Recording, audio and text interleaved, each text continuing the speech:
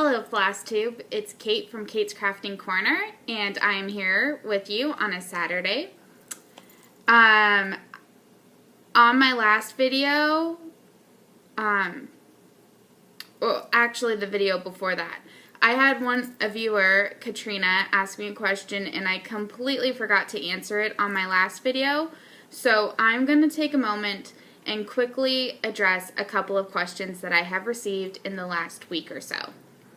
So Katrina asked me how I count my stitches, because I talk about my stitch count a lot and I say like I got 850 stitches in or things like that. And so I want to address what I do. First of all, I studied accounting in university. That's what my degree is in. And even though that's not what I do right now, numbers are something that tends to stick in my head really well. So it's not hard for me to keep track of my stitch count. One thing I do always have is a calculator right by my stitching. People list a lot of things that they think is necessary for their stitching, and for me, a calculator is one of those things. So I'm going to show you using a freebie chart. It's the Linen and Threads Mystery Sampler. And here is where I'm at. I didn't work on this anytime recently, but I thought this one would be a good way to show you the kind of multiple things I do. So, on elements that are repeated, like these ones, they're all going to have the same stitch count. So what I will do is I will figure out how many stitches are in there by counting all of them. And then when I complete one, I just type that into my calculator. So I don't remember offhand, because it's been a while since I've done this, how many is in each one, but say it's 50. So I complete this, I stitch it all up, and then I put 50 into my calculator and plus. And so at the end of the night, if I've done 4 of these, I've done 200. The other thing I'll do is for not repeated kind of elements, I'll actually count it as I go. And when I reach probably around 20 or so, that's when I'll type it into my calculator. So 1 plus 3, that's 4. This is going to be plus 5 is 9. Plus 7 is going to be 16. And then there's 4 on this side, so we're at 20. And 4 on this side, we're at 24. And I'll just keep doing that until I reach a number that's big enough, or I run at the end of the length of my thread. The other thing I might do is if it's longer or like shapes, I'll actually count it as I do the X. So 1, 2, 3, 4, 5, 6. Then maybe I'll jump back up to here. 7, 8, 9, 10, 11, 12, 13, 14, 15, 16. And that's probably a spot that I'll decide I'm going to put into my calculator. So those are the two main things I do when I'm attempting to keep track of the number of stitches. Every once in a while I'll get off, and I'm not too bothered if I know that I'm just a few stitches off in my count. I figure I just want the roundabout. Did I put in a roundabout 300 stitches tonight, or was it actually closer to 250? So I just like to know that kind of thing, because 1, I'm a numbers nerd, and 2, I just like to know. By keeping track of this, I learned that I was actually 3 times faster when I listened to an audiobook or music as opposed to watching TV. And before, I used to think that it was probably going to be around about the same speed, maybe a little slower with the TV. I didn't realize how much slower I actually am while watching TV as opposed to when listening to an audiobook. So that's one of the reasons why I do it. Carol, who has apparently been binge watching my videos, asked on another video that I mentioned my parents are missionaries, so she said she would be interested in hearing a story about my parents being missionaries. And So I'll share a little bit about my family. My dad is South African, and my mom is from California. Me and the sister just beneath me were born in South Africa when my dad was in the South African military. After that, we moved to California, and my dad was a youth pastor, and then he became a pastor at a church. It was a small church, like a couple hundred people maybe, sometimes smaller than that. And my next sister was born while we were here in California. When I was 11, my parents were called to be missionaries by God. And so we moved to West Africa, the Ivory Coast, when I was 11. And it was halfway through 6th grade. The country we moved to used to be very stable. It was a country where people felt safe, and there was a lot of I went to American school. There was a lot of diplomat kids. It was a very good school. Unfortunately, they had a coup d'etat, and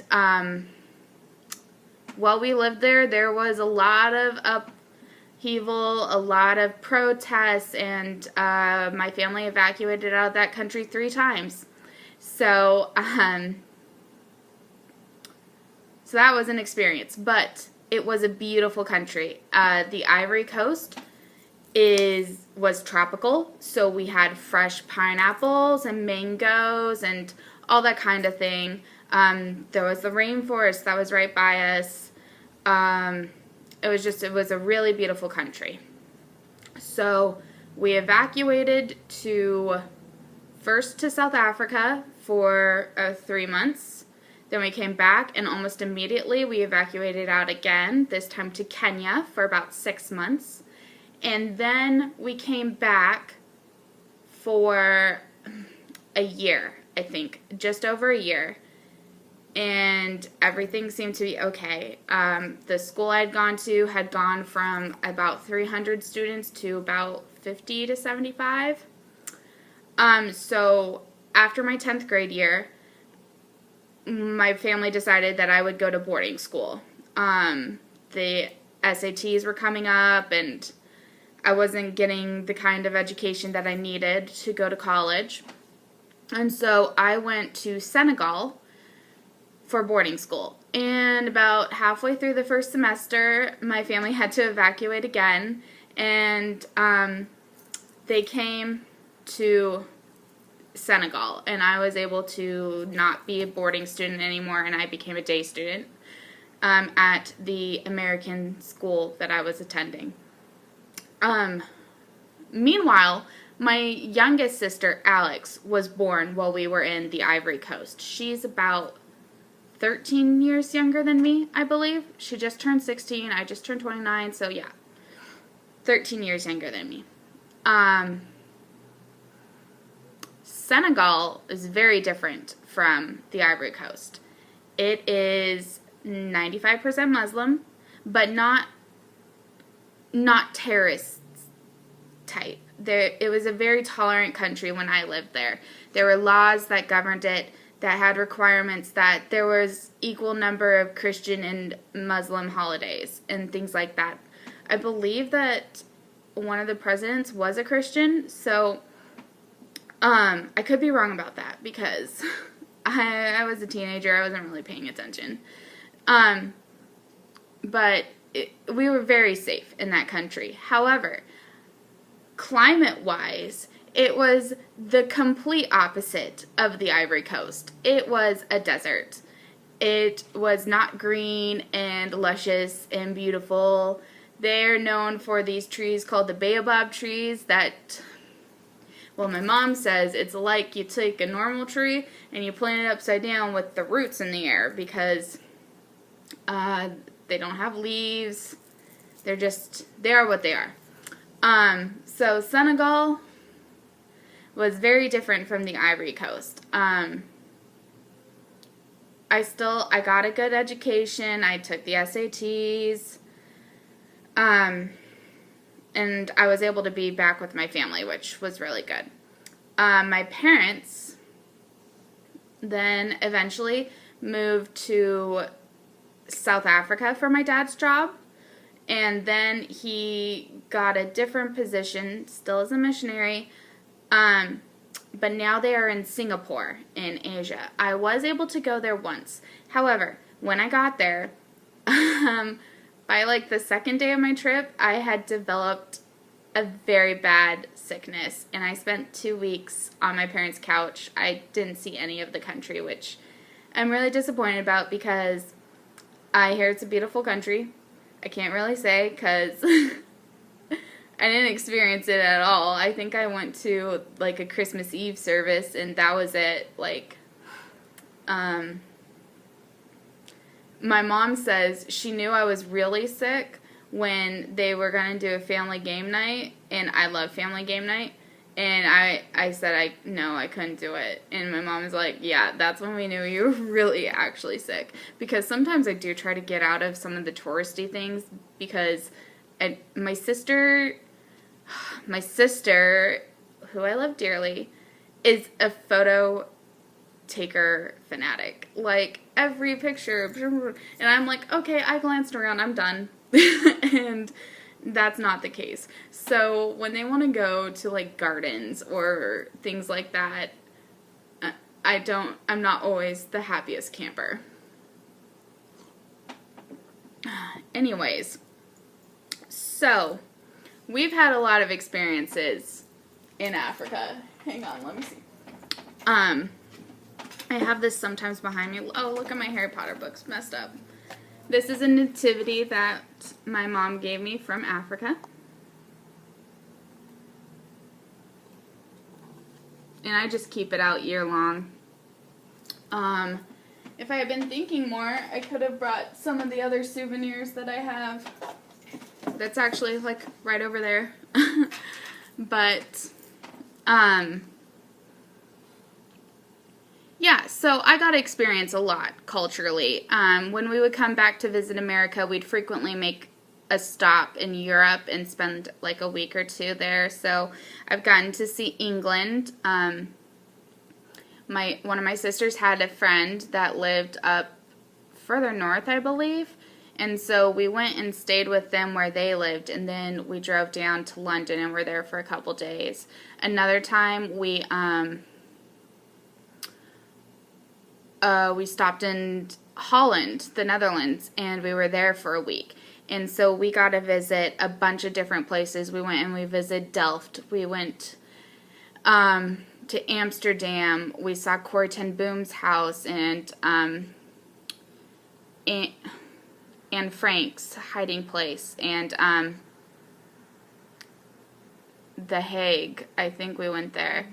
We saw this little huge but miniature town.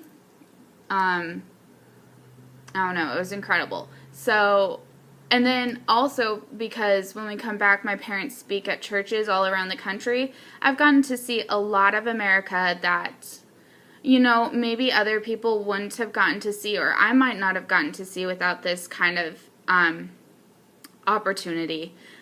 We've driven from California all the way to North Carolina once, and then drove back. So I've seen a lot of states in between. My parents have spoken in New York several times, so I've gotten to see upstate New York, and we've been to New York City twice.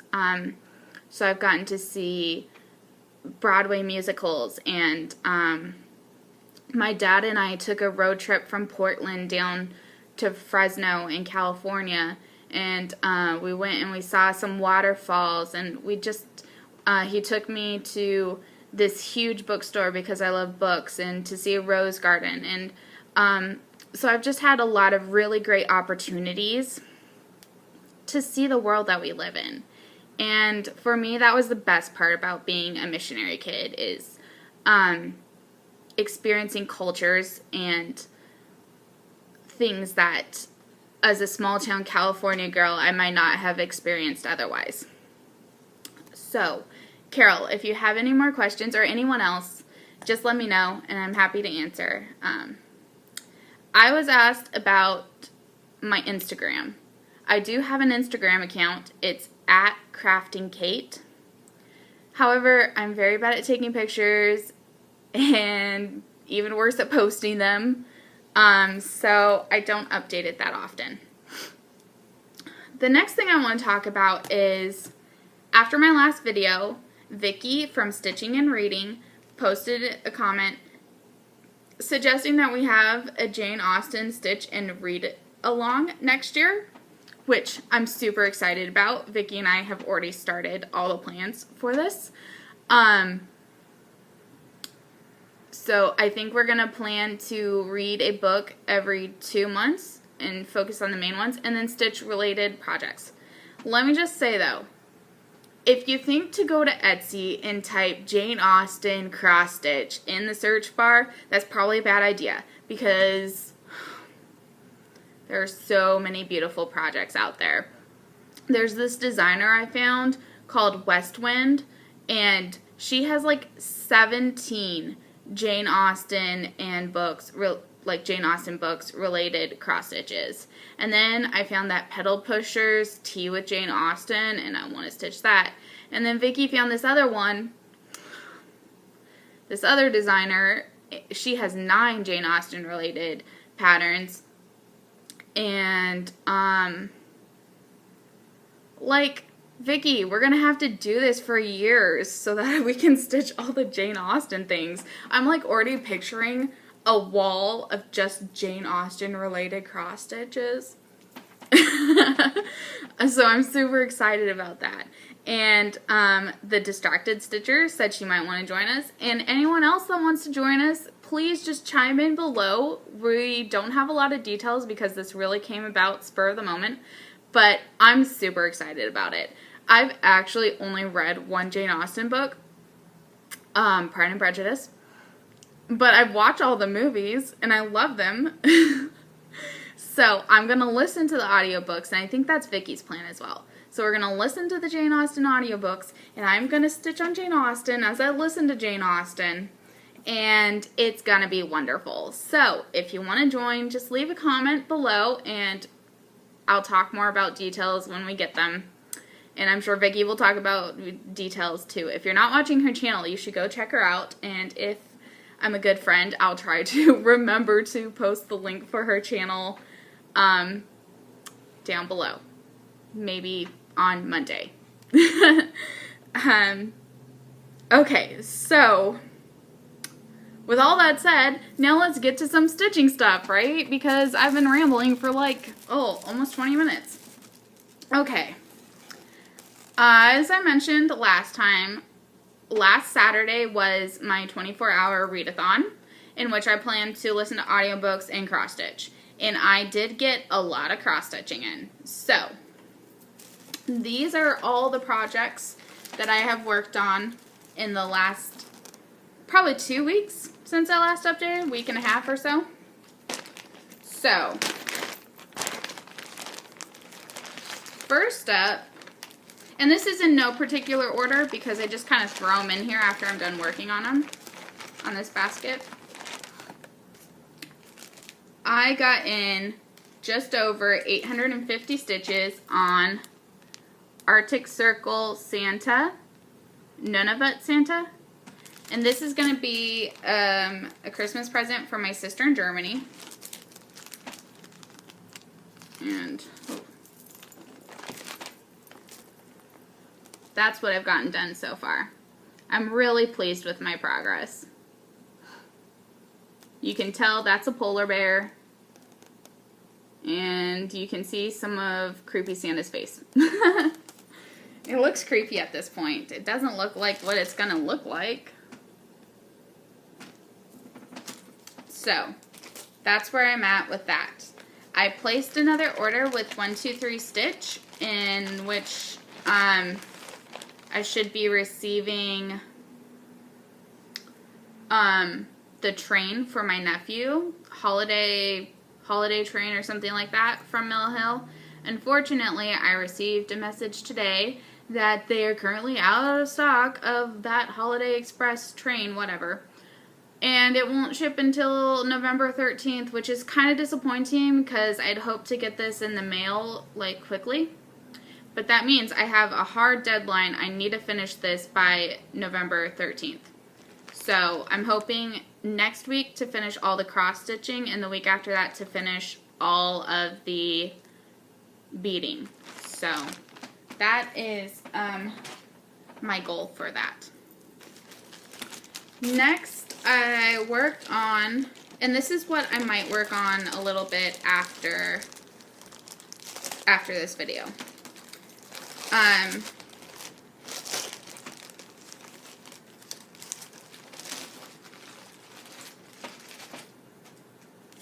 This is October Cottage of the Month. And my goal for this month was to get in about another 1,000 stitches from where I'm at right now. So this last week I put in about 200. I did this door and I did the roof part. So I need to do another section of that roof, and then this side needs to be cross stitched to finish up the house, and then maybe I'll try to get the tree done. So that's that. I finished my goal for the November cottage. I think I wanted to get 500 stitches in.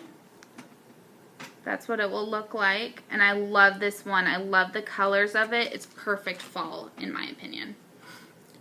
So I pretty much did almost all of this. I had a little bit started, but I put in all the windows.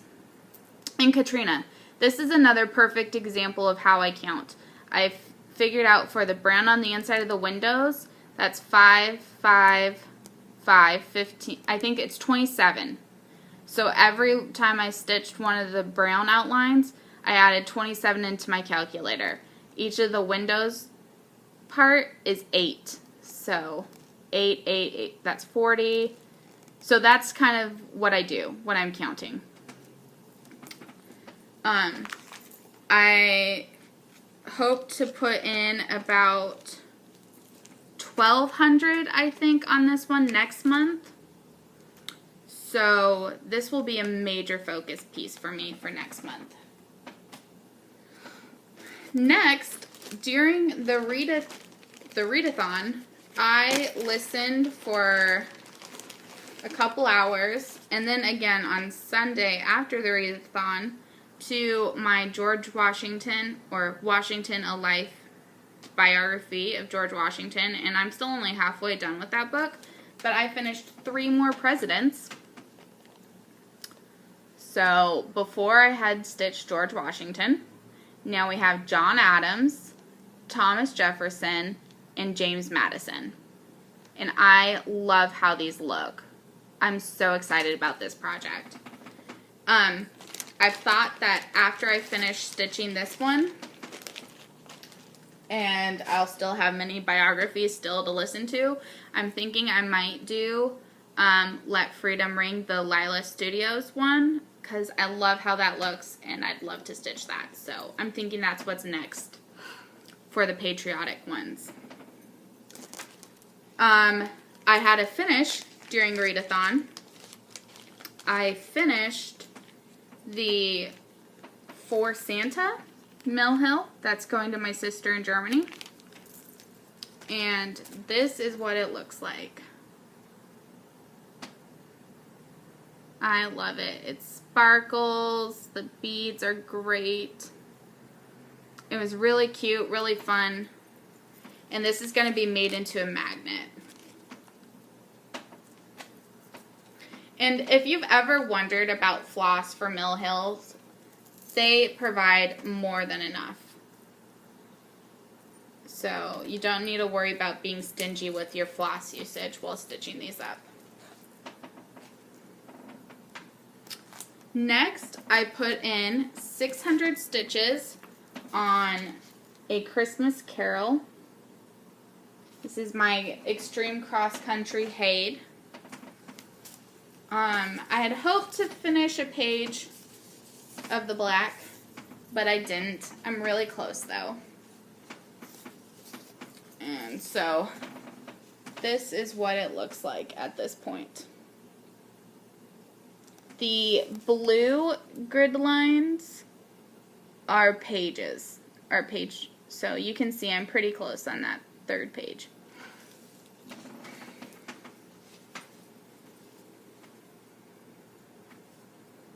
And we'll talk about this one more in just a minute when I go over my November plans.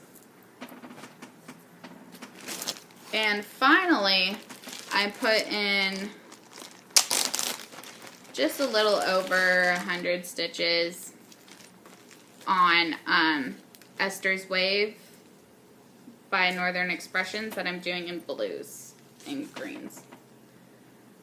So I finished this one, like I started and finished it, and then I started the next one, and that's when I ran out of the length that I was working on in the thread. So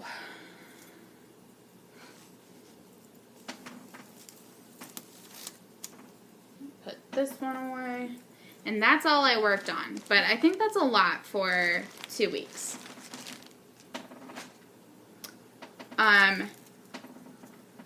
Next I want to talk about my December plans. No, sorry, November. Ooh, skipping a month. So here is my calendar with all the stitch alongs. I actually need to go through Facebook groups and make sure I have them all, because I don't think I do. But as of this point, let's start with talking about Stitch Mania. Stitch Mania, their designer of the month is Little House Needleworks. So when I bought my sister the train for my nephew, I also ordered Lantern Lane, and I ordered Tree Farm in their hometown holidays, and because Chelsea and Priscilla are doing that Sal, and I love that hometown holiday series. And I didn't have any Little House Needleworks patterns. I haven't actually stitched them. So what I've thought about doing with the hometown holidays is in my office, I have this cabinet that like rolls up. It's metal. It's a pretty standard office supply thing. But I've thought that if I put a magnet on the back of each of those, I can create my hometown holiday like village and just put them all on that, and I think it would be a lot of fun. So that's what my plan is with this hometown holiday series. And then I'm just gonna order like one at a time as I finish them. I mean, they're like $5 a pattern, so that's my plan with that. And Lantern Lane. So like I've mentioned before, for month-long themes, I try to do 500 stitches for that theme. So I'm going to try to get 500 on Lantern Lane and Tree Farm. The theme of the month at Stitch Mania is called Nano Stitch More, and that's because there's this November event called NaNoWriMo or something like that. And that's when you try to write 50,000 words, like you're trying to write your novel. And it's a pretty well-known event. And it's been going on for quite a while. But, so Stitch Mania says you have to do 50, something related to 50. So what I decided, and I decided this quite a while ago, like months ago, is that I would try to put 500 links. Nope, not 500, 50. 500 would be insane. 50 links of black on my A Christmas Carol. So here they are, already cut out. We all know DMC is six strands. And I use the loop method, so this is quite long. So I cut out 9. 9 times 6 is 54. So there's 4 extra in here. But I would like to put these in. So, oh my gosh, I have one more whip to show you guys. Hang on.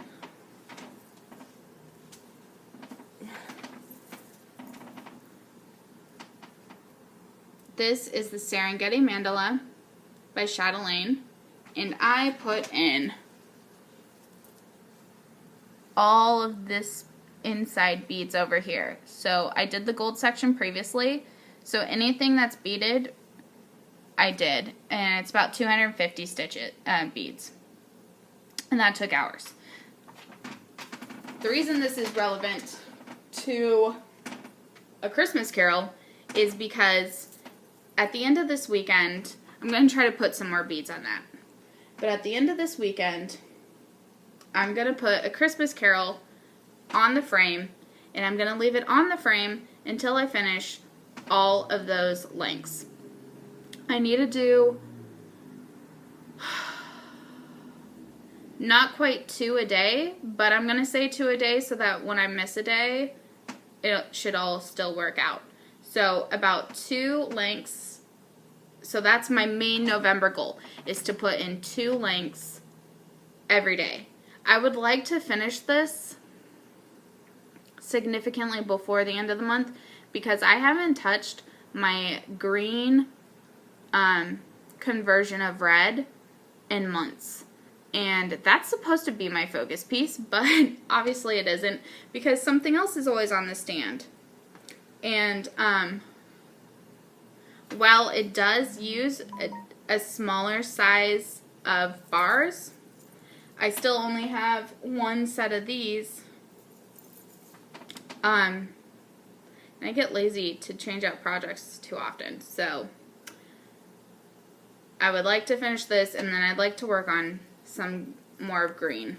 Okay, so then the November cottage, I want to put in about 1,000 stitches. Another group, their designer of the month is Stony Creek. And I don't think I actually have a Stony Creek pattern, so I'm not sure that I'll do that, Sal. December will be a new start. That's what it looks like. And I think this is gorgeous. I love that cardinal at the top, and I really like the look of that cottage. It's different than the others. And I hope to put in 900 stitches on that. Serengeti, I just wrote down 100. But I'm not even close to meeting my goal from this month because beads take so long to do. One of the groups I'm in, they want you to count beads as half stitches, like when you're doing your counting. No, I count them as a full stitch, primarily because I do a full stitch through the bead. I cross it both ways, and that takes a long time. Like, personally, part of me wants to count each bead as 2 stitches because I'm having to run my needle through that stupid bead, and that takes a long time. So I do not count them as half stitches, I count them as full stitches. And I think I spent, oh my gosh, like 5 hours or so, and I only got 230 beads in. Yeah. I'm supposed to get 1,400 on that Serengeti, but that's not going to happen, unfortunately. Sorry, Mom. Okay, I hope to get 200 in on the presidents, but actually, I think I'm just going to say I want to finish one more president. And that's going to be more than 200, but, yeah, those are the main ones. Those are my main goals for the next month. Talking a little further out for the rest of the year, we have 2 more months. And I have several of my Year of Whips projects that I haven't even touched at all. So by the end of 2017, I would have liked to have worked on each of my Year of Whips projects a little bit. And before the new year, or right around the new year, I'm going to do another video that's just going to be about my Year of Whips and just show where I'm at. But let me see.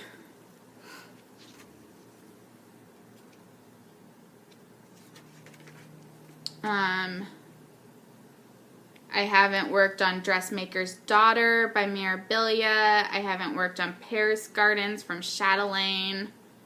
I don't think I've worked on my Main Street Sal since I created this list.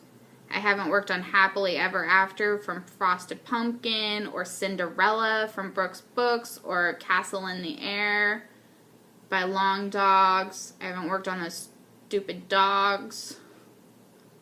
And then I have 3 band samplers I haven't worked on. So that's about 10 things I haven't worked on. So I'd like to work on each one for a day somehow. So I'll have worked on all of them.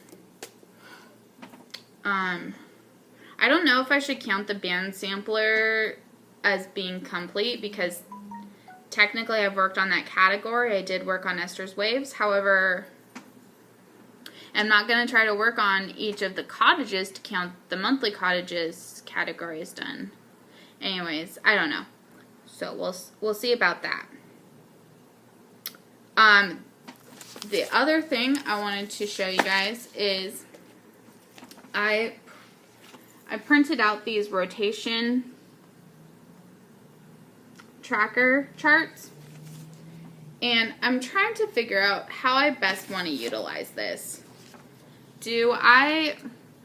Part of me thinks give each of my Year of Whips projects one of these, and then over here put the months.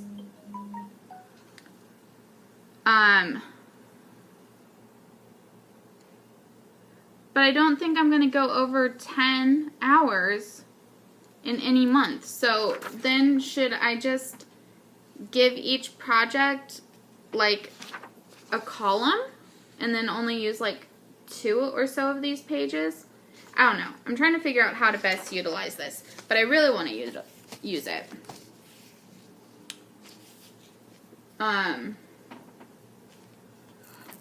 And let me talk quickly about beading on that chatelaine. So I have a Tacky Bob box. Tacky Bob? Anyways, I have one of these. I have a holiday one that I'm using for my Mill Hill kits, but this is one I'm using for my chatelaine. And so what I do is I put the beads over here, and then I put a little with the symbol on it, so that when I'm beading, and so these are the 4 colors that's in that next inside section of the chatelaine. And so when I'm beading it, I just have to remember these are 7s, 8s, 4s, that little human sign, I don't know. But so I don't have to constantly look up the colors or keep the, so anyways. So I don't know if this would help any of you guys, but that's just an idea for if you're trying to bead something that you want to remember the symbols for. I don't have to do that usually with, but then again, with my Mill Hills, I only bead one symbol at a time because the thread that I'm using is specific. With my chatelaine, I'm using the Nymo beading in black beading floss, so I don't have to only do the 7s, all the 7s, and then come back and do the 8s. I do them all as I go along. So I don't know if that makes a lot of sense, but I just thought I'd share that kind of idea with you guys. I think I covered everything I wanted to cover. Sorry, I even wrote notes. But somehow, everything still just goes as it goes.